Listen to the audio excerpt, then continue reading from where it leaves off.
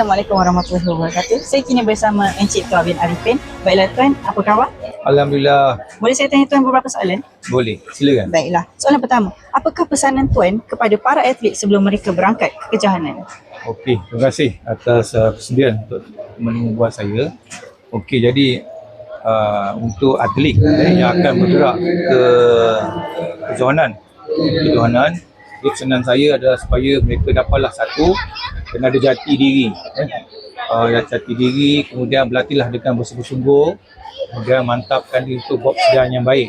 Sebab ini adalah di peringkat daerah dan dua akan bergerak juga ke peringkat negeri, insyaAllah. Jadi yang penting ada semangat, itu penting untuk jadikan diri itu memang buat persediaan yang baiklah untuk kejohanan.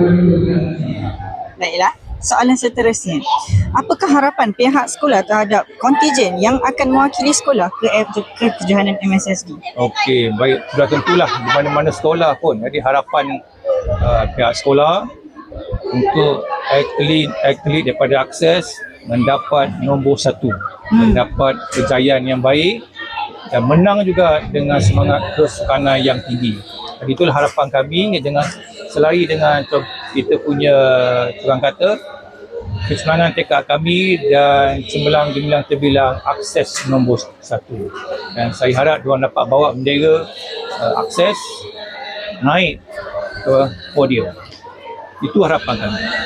Jadi mereka kena berusaha bersungguh-sungguh, kena bertanding dengan bersungguh-sungguh dengan semangat kesukanan yang tinggi.